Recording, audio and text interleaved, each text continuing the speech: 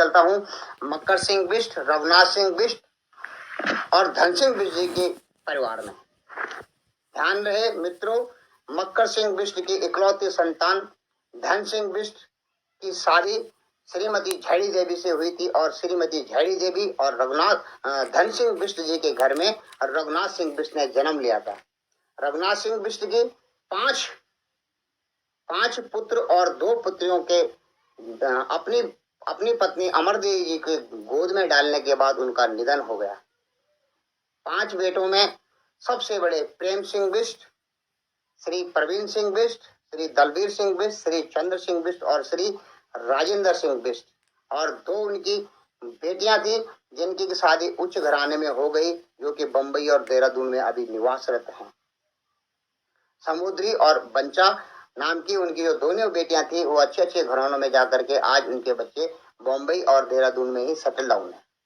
अभी आप मित्रों चलते हैं, एक विधवा ने 5 बेटों को किस प्रकार से पाला होगा, जिसमें प्रेम सिंह बिष्ट और प्रवीण सिंह बिष्ट, श्री दलबीर सिंह बिष्ट, श्री चंद्र सिंह बिष्ट और श्री राजेंद्र सिंह बिष्ट के परिवार में एकल जो ये परिवार था, इसको आप एकल नहीं कह सकते, ये संयुक्त परिवार था। इसी परिवार में 14 भाई और 9 बहनों के परिवार में 12वां नंबर मेरा है, जो मैं आपसे मुखातिब हूँ गौतम सिंह बिष्ट। मैं अपने भाइयों में से मेरा 12वां नंबर है और 2 भाई मेरे से छोटे हैं। प्रेम सिंह बिष्ट जी की जब तक मैं अपने मन में परिकल्पना करता हूँ, वैसे सौम्य और गंभीर स्वभाव का इंसान हमने अपने जीवन में नहीं देखा और उनकी शिक्षा का हमारे हृदय में बहुत गहरी छाप है। प्रवीण सिंह बिष्ट बेताज बादशाह कहे जाते थे अपने जमाने के, और वे 25 साल तक निर्विरोध रूप में इस गांव के प्रधान रहे। दलबीर सिंह बिष्ट जो कि सेना में सुधार के पद से रिटायरमेंट हुए थे और बहुत सारे गुणों के साथ उन्होंने हमें इस प्रकार से छोटे मोटे खेलों में किस प्रकार से रुचि रखी जाती है, किस प्रकार छोटे छोटे कामों से काम करके आप अपने जीवन में आगे बढ़ सकते हैं। चंद्र सिंह बिष्ट मेरे पिता से, जो कि बहुत ही कर्मठ स्वभाव के थे, उन्होंने सैनिक जीवन में आने के बाद, रिटायरमेंट होने के बाद अपने गांव में बहुत बड़ा बगीचा अपने हाथ से तैयार किया था, जिसकी हम आज परिकल्पना भी नहीं कर सकते हैं। और राजेंद्र सिंह बिष्ट जो कि अंतिम पुत्र थे रघुनाथ सिंह बिष्ट जी के, वे कि आजकल मावाकोट कोटद्वार में निवासरत हैं और उनके मार्गदर्शन में ही हमारा परिवार अब इस समय पर चल रहा है।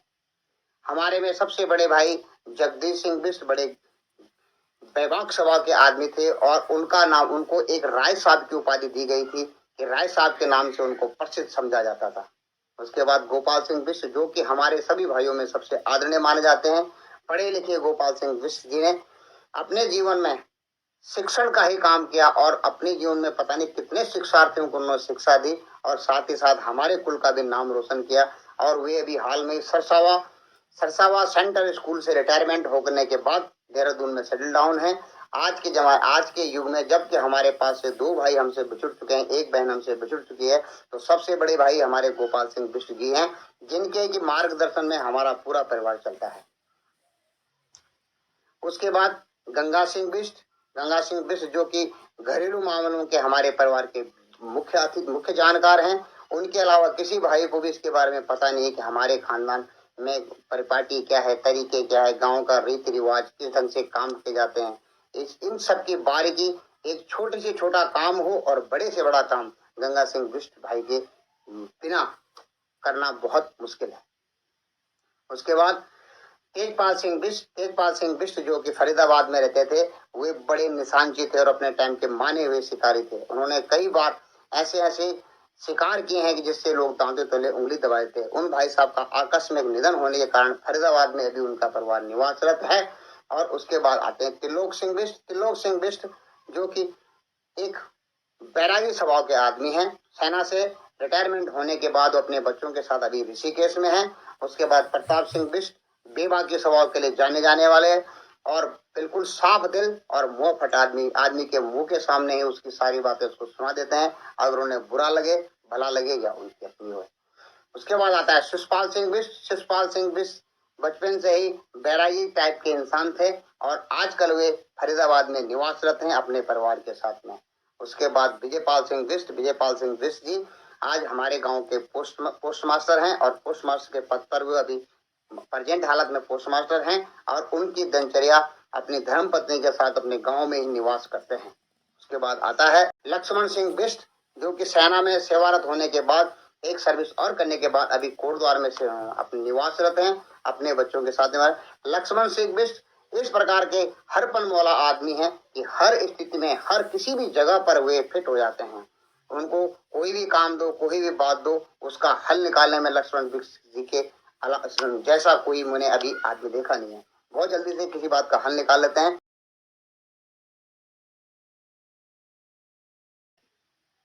गिरधारी सिंह बिष्ट मेरे पूजनीय बड़े भाई हैं, जो कि हम दोनों में से बड़े भाइयों में उन्होंने मुझे अपने बेटे की तरह पाला है।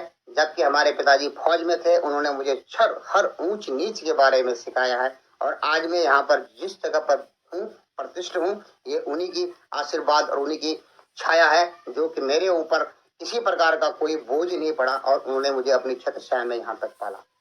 उसके बाद राकेश सिंह बिष्ट जो कि मुझसे बड़े पायदान पे आते हैं। राकेश सिंह बिष्ट एक साफ दिल के इंसान हैं और स्पष्टवादिता उनकी पहचान है।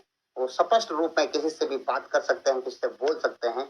यही सिंह बिष्ट आपसे मुखातिब हूँ। अपनी जानकारी में इतना ही कह सकता हूँ कि सूबेदार के पद से रिटायरमेंट होने के बाद, सेना के बाद, मैंने कोटद्वार और सतपुली में रह करके अपने गांव को भी देखता हूँ, साथ साथ देखता हूँ कि मेरे भाई जो शहरों में है उनका जीवन स्तर कैसा है और जो गांव में है उनका जीवन स्तर कैसा है। दोनों के बीच की कड़ी बनने का मुझे सौभाग्य मिला है। मैं कोशिश करता हूँ समय समय पर, इसलिए मैं वीडियो हिंदी में बना रहा हूँ क्योंकि मुझे गढ़वाली भी आती है। मैं गढ़वाली में अच्छी तरह से बोल, लिख और पढ़ सकता हूँ। बोलते हैं यकी प्रतिमो जन्म रियो मेरी भी रहे बटी अंगाल भौरा खैरे के सारे मैंने भी काटे उंदरी उपाल डालियों को गैल डालियों को छैल मेरा ही नौ के गवे जाला मिनी रोल मेरा बोलो तुम दगड़ी ये गीत डाला। लेकिन इसलिए मैं इसको हिंदी में बोल रहा हूँ कि कल अगर इस वीडियो को हमारे बच्चे देखें, हमारे बाद की नेक्स्ट पीढ़ी, नेक्स्ट जनरेशन जो देखे, जो कि पाश्चात्य संस्कृति में पूरी तरह से ढल चुकी है, जिनको गाँव के बारे में कुछ भी जानकारी नहीं है, तो वो इसको समझ सकें।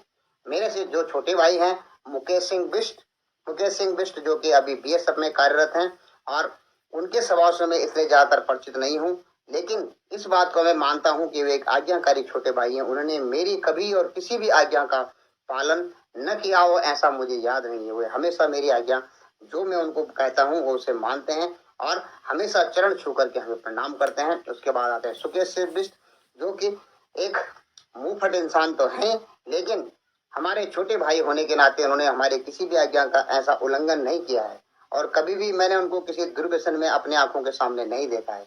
इसलिए मैं अपने दोनों छोटे भाइयों को आशीर्वाद देते हुए कहता हूँ कि वे सदैव ऐसे ही बने रहें। सबसे बड़ी मैं आपको जो बात बताता हूँ, हमारी 9 बहनें थी, जिसमें एक बहन का आकस्मिक निधन हो गया छोटे समय में ही। और जो बहनें हैं, सबसे बड़ी गुड्डी देवी जो कि कोटद्वार में निवास रखते हैं। मैं जरा कदा उनके पास में जाता रहता हूँ क्योंकि उनके पास में अमूल्य यादें हैं, अमूल्य धरोहर है। मैं उनके घर में जब जब जाता हूँ बहन के साथ बैठता हूँ। हम दोनों बहने भाई, समय का ध्यान हमें रहता नहीं और हम एक एक दो दो चार चार घंटे हम बतियाते रहते हैं। उसके बाद दूसरी बहन जो बड़ी है वो है जमोत्री देवी, जो कि आजकल कोटद्वार में निवासरत हैं। इसलिए मैंने कोटद्वार में निवास बनाया क्योंकि 8 बहनों में से 4 बहनें हमारी कोटद्वार में रहती हैं और मैं जब भी मुझे समय मिलता है मैं सब बहनों के पास जाता हूँ। वे मुझे ऐसा प्रेम करती हैं जैसा वो अपने बच्चे से प्रेम करती हैं, अपने बेटे से प्रेम करती हैं, ऐसा ही अपने भाई से प्रेम करती हैं। क्योंकि उनके लिए बेटा, भाई और पिता भी मैं ही हूँ। मैं ही उनके लिए अपने मैके की याद के बराबर हूँ और मैं उनके लिए अपने पिता, भाई और बेटे का प्यार लेके जाता हूँ और वे बहनें मुझे बहुत स्नेह करती हैं। जमोत्री बहन सत्संग से जुड़ी हुई हैं, लेकिन जीवन में उतराव चढ़ाव आते रहते हैं। इस समय वे काफी ऐसे विकट दौर से गुजर रही हैं कि अपनी संतानों के लिए वे भी दुखित हैं, जैसे एक आम प्राणी रहता है। उसके बाद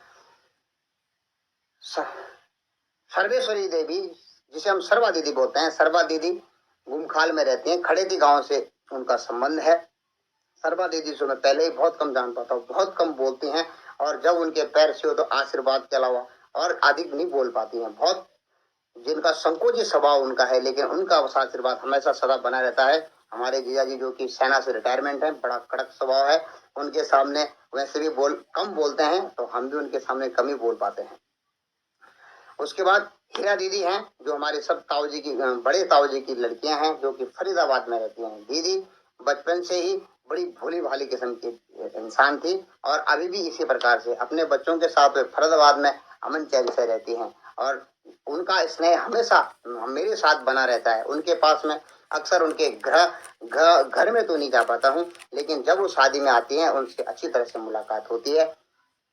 उसके बाद बहन आती है चंपा दीदी। चंपा दीदी जो कि भंडारी खानदान में बिहाई गई हैं, वे कोटद्वार सने भावर में रहती हैं, वहीं उनका अपना पैतृक मकान है और वे भी बड़ी मोहफट हैं, साथ ही बड़ी धार्मिक प्रवृत्ति की हैं और कहती हैं कि गौतम आप समय समय पर हमारे घर आया करो, हमें अच्छा लगता है आपकी बातें सुनना। क्योंकि वे दीदी गृहस्थ जीवन में साथ साथ ध्यान संध्या भजन में भी बहुत ध्यान रखती हैं। उसके बाद आती है पद्मा दीदी और ये दीदी मेरे भाइयों में से गिरधारी सिंह बिष्ट के बाद हमारी बहनों में से दूसरे नंबर पे पद्मा बहन आती है, जो कि अपने निवास स्थान कोटद्वार जुआई सोत में रहती हैं और इनके अपने बच्चों के साथ मगन हालत में है। ये हर समय हर बुरी और अच्छे समय में हर किसी का साथ देती हैं। हम इन पर अपने माँ बाप के बाद इन्हीं के ऊपर बहुत भरोसा करते हैं।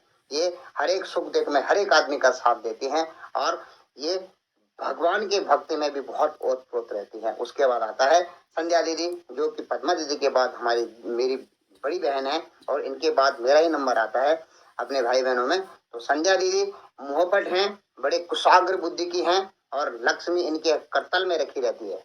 ये किसी समय भी धन अर्जन के लिए हमने इनसे सीखा कि धन का अर्जन किस प्रकार से करना चाहिए, लेकिन ये हठी स्वभाव की भी हैं। मूल में उत्पन्न होने के कारण ये हठी स्वभाव माँ के साथ इनकी कभी बनती नहीं थी और मेरे साथ भी कभी इनकी बनती नहीं थी, लेकिन ये मुझे बोलती थी अक्सर, जब मैं बड़ी होंगी तो मैं तुझे अपना नौकर बनाऊंगी। और बड़ी बहन का भाई को नौकर होना तो बड़ी सौभाग्य की बात है। उसके बाद आती है हमारी शांति देवी या लक्ष्मी दीदी हम जिन्हें बोलते हैं। ये भी आजकल देहरादून में निवासरत हैं। जिया जी ने देहरादून में आलीशान मकान बना करके अपने परिवार के साथ में रहती हैं और दीदी समय समय पर इनको गांव की याद आती हैं। देखता हूँ फेसबुक पर भी कभी कभी गांव के पोस्ट को लाइक करती हैं। बिष्ट खानदान के लिए एक ये बात हो सकता है कि मुझसे कुछ छूट रही हो, किसी के गुण और धर्म के बारे में बात मुझे छूट रही हो, लेकिन मित्रों ये बिष्ट परिवार संयुक्त परिवार की एक मिसाल है, जिसमें कि अगर मैं भाई बहनों को साथ जोड़ दूं तो 20वें नंबर पर मेरा नंबर आता है। मैं 20वां पोतों पोतियों में 20वां नंबर अपनी दादी का पोता था और अगर मैं भाइयों को जोड़ दूं तो 12वें नंबर का पोता था और हम 14 भाई और 9 बहनें एक ही संयुक्त परिवार में रहकर हमने कैसे जीवन बिताया होगा। हमने अपने संयुक्त परिवार में सीखा अपने भाइयों से क्या शिक्षा हमें लेनी चाहिए और अपने छोटों के साथ में कैसा रहना चाहिए। हम अपने भाइयों की चरण रज भी आज अपने श्रेष्ठ गुरुवर की तरह लेते हैं और उन्हीं का आशीर्वाद है कि आज हम इस मुकाम पे पहुंचे हैं। मित्रों अपने संयुक्त परिवार में इस बात का ध्यान रखना कि आपके बड़े भाई आपसे एक नंबर या एक दिन भी बड़ा है तो वह आपका अग्रज है और पिता के बाद उन्हीं का स्थान आपके लिए मान्य होता है। 14 भाइयों और 9 बहनों के इस बड़े परिवार में एक बहन और 2 भाई हमसे बिछुड़ गए हैं। इनका हमें बहुत बड़ा दुख है और हम जितने भाई भी हैं हम आपसे मैंने अवगत कराया कि कितना बड़ा परिवार ये ठोकदार परिवार, उसके बाद रेजरू परिवार, राजघनारे का परिवार, प्रधान ख्वाल जैसे बोलते ख्वाल मले परिवार से हम जोड़ते हैं और साहब परिवार साहब खानदान से और एक डांग परिवार है कि जिसमें अभी के युग में हम लोग जो निवास कर रहे हैं गांव में, कुछ परिवारों के जो जा चुके हैं उनके बारे में हमें जानकारी नहीं है और उनके बारे में जानकारी होगी तो मैं आपसे जरूर शेयर करूंगा। ग्राम बड़कोलू उत्तराखंड के इस बिष्ट खानदान कौंडिन्य गोत्र के बिष्ट खानदान के परिवार की कहानी एक संक्षिप्त रूप में मैंने आपके पास में रखी है। हो सकता है कि मेरी जानकारी से कुछ छूटा हो या मेरी जानकारी में कहीं पर अपभ्रंश हो गया हो तो मैं आप लोगों से क्षमा चाहता हूं और आप लोग अगर यह जानकारी आपको ठीक लगी तो इस वीडियो को आप अपने पास रखना, अपने बच्चों को दिखाना कि आपके परिवार या आप इसी से आप जुड़ती हुई वंशावली बना सकते हैं। मेरे पास कम से कम 250-300 साल का इतिहास अपने पास सुरक्षित है। मैं अपने से बुजुर्गों के साथ मिलकर के जब भी मुझे दादाजी लोग मिलते हैं मैं उनके पास बैठता हूँ और उनसे ये बात अक्सर सीखता हूँ, उनसे ये बात नोट डाउन करता हूँ अपनी डायरी में कि हमारे पीछे का इतिहास क्या। आजकल के बच्चों को देखा जाता है कि वो दूसरी पीढ़ी का भी नाम नहीं जानते, अपने बाप और दादे का नाम नहीं जानते, उनका क्या था, दादी के गुण धर्म क्या थे, दादाजी के गुण धर्म क्या थे, वो नहीं जानते।